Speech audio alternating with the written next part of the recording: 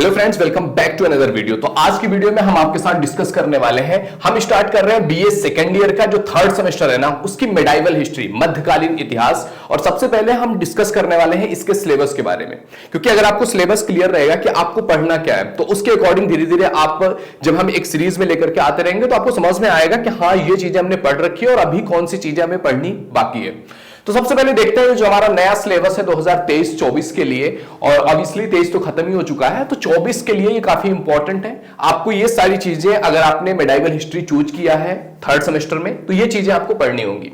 तो medieval history जो आपका थर्ड सेमेस्टर का है ना, इस मेडाइवल हिस्ट्री का जो पूरा सिलेबस है, इस सिलेबस के अंदर हमें पढ़ना है हिस्ट्री ऑफ मॉडर्न इंडिया। जो हमारा मॉडर्न इंडिया है, आधुनिक भारत है, इसका इतिहास पढ़ना है। अब आधुनिक भारत कब से माना जाता है? तो आधुनिक भारत की स्टार्टिंग होती है जब अंग्रेज भारत में आ चुके थे, यानी कि लगभग 17वीं शताब्दी से लेकर के, और अभी तक मॉडर्न हिस्ट्री में ही काउंट किया जाता है। बट बेसिकली जो हमें इसमें पढ़ना है थर्ड सेमेस्टर में ना, ये आपको 1757 से 1857 तक पढ़ना है इसमें। तो इसमें 8 यूनिट्स हैं। आपको पता है कि हर जो भी टॉपिक्स या जो भी सब्जेक्ट्स हम कवर कर रहे हैं उसमें 8 यूनिट्स हैं, तो एक एक यूनिट हमको पढ़नी है। पहला यूनिट है आपका arrival of European companies, rivalry of control. यूरोपीय कंपनियों का आगमन, कि भारत में यूरोपीय कंपनियां आए, डच आए, अंग्रेज आए, बहुत सारे, मतलब 3-4 कंपनीज आई जो भारत में शासन करना चाहती थी या भारत में अपने प्रोडक्ट्स बेचना चाहती थी।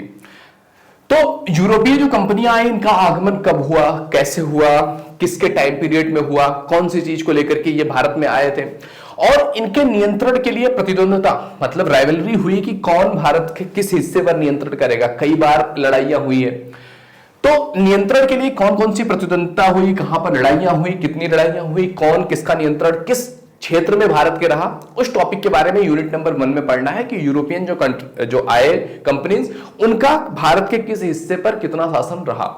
दूसरे यूनिट में हमको पढ़ना है आपका ascendancy of British East India Company, Plassey and Buxar and its impact.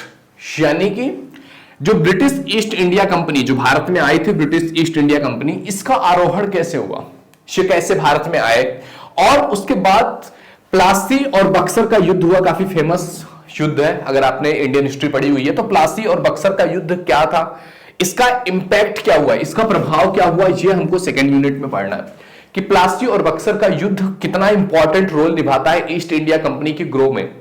East India company कैसे ग्रोथ करती है, ईस्ट इंडिया कंपनी इस युद्ध के बाद किस तरह से इसका इंपैक्ट बढ़ जाता है, उसके बारे में हमको यूनिट नंबर 2 में बात करनी है। यूनिट नंबर 3 में हमको पढ़ना है territorial expansion of east India company 1770 से लेकर के 1813 तक, 1770 से लेकर के 1813 तक ईस्ट इंडिया कंपनी का प्रादेशिक विस्तार कैसे होता है। मतलब 1770 से लेकर के 1813 तक किस किस तरीके से, कैसे कैसे करके ईस्ट इंडिया कंपनी भारत में विकसित होती है, भारत में बड़ी होती है ईस्ट इंडिया कंपनी। ये कौन कौन से प्रदेश पर धीरे धीरे अपना कब्जा करती जाती है, ये हमको 1770 से लेकर के 1813 तक यूनिट नंबर 3 में पढ़नी है। यूनिट नंबर 4 में हमको सेम चीज पढ़नी है कि ईस्ट इंडिया कंपनी का प्रादेशिक विस्तार कितना होता है, बट टाइम पीरियड यहां पे चेंज है। टाइम पीरियड यहां पर देख सकते हो, पहले वाले में हमको पढ़ना था यूनिट नंबर 3 में 1813 तक, 1770 से 1813 तक। यूनिट नंबर 4 में हमें पढ़ना है 1813 से लेकर के 1856 तक किस तरीके से कितना प्रादेशिक विस्तार हुआ ईस्ट इंडिया कंपनी का। इसके बाद यूनिट नंबर 5 में हमको पढ़ना है rise of Punjab under Ranjit Singh, conquest and administration. यानी कि रंजीत सिंह के अधीन पंजाब का उदय कैसे हुआ। काफी फेमस टाइम पीरियड रहा है राजा रंजीत सिंह के टाइम पीरियड पे पंजाब का। तो पंजाब का उदय कैसे होता है, पंजाब एक स्टेब्लिश यूनिट कैसे बनता है, इसने जो है राजा रंजीत सिंह ने विजय कहां पर प्राप्त किया, उनका प्रशासन किस तरीके से था, वो सारी चीजें हमको पढ़नी है यूनिट नंबर 5 में। यूनिट नंबर 6 में आपको पढ़ना है rise of Hyderabad, rise of Hyderabad and Mysore in 18th century. 18वीं शताब्दी में हैदराबाद और मैसूर का उदय, किस तरीके से हैदराबाद और मैसूर इतने पावरफुल बने, वो हमको पढ़ना है यूनिट नंबर 6 में, हैदराबाद और मैसूर के बारे में।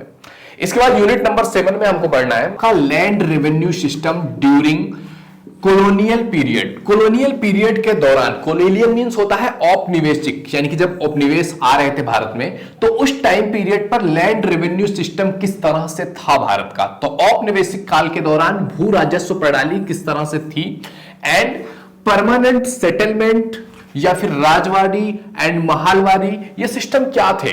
जो अस्थाई परमानेंट सेटलमेंट में अस्थाई बंदोबस्त हो गया, रैवतवाड़ी बंदोबस्त हो गया, महालवाड़ी व्यवस्था होगी, ये क्या थी, ये क्या है अपने आप में, इनका महत्व क्या है, ये किस तरह से एक्ट करते हैं, किस तरह से वर्क करते हैं, ये इनका मतलब क्या था, ये किस तरह से, इसमें अगर ये रैवतवाड़ी व्यवस्था हो या अस्थाई बंदोबस्त हो, इसमें क्या चीजें थी, किस तरह से काम होता था, उस टॉपिक पर हमको बात करनी है यूनिट नंबर 7 में।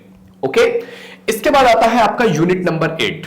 यूनिट नंबर 8 में आपको पढ़ना है इंडियन रेनेसांस रिफॉर्म एंड रेविलस, यानी कि भारतीय पुनर्जागरण कि किस तरह से भारतीय पुनर्जागरण हुआ। इसमें रिफॉर्म के बारे में बात किया गया है, सुधार, और पुनरुद्धार किस तरह से हुआ, किस तरह से भारत में पुनर्जागरण को बढ़ावा मिला, ये सारे टॉपिक्स के बारे में बात करनी है हमको यूनिट नंबर 8 में।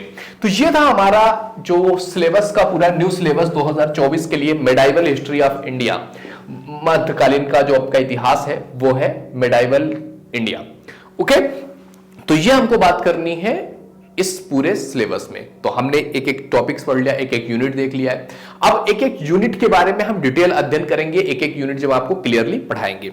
तो अगर वीडियो पसंद आ रही हो तो लाइक जरूर कीजिए, पहली बार इस चैनल पे आए हैं तो please visit the channel. If you think it is valuable, यहां से आपको कुछ सीखने को मिल सकता है, तो definitely you should subscribe the channel. Okay, मिलते हैं आपसे अगले वीडियो में, तब तक के लिए जय हिंद, जय भारत।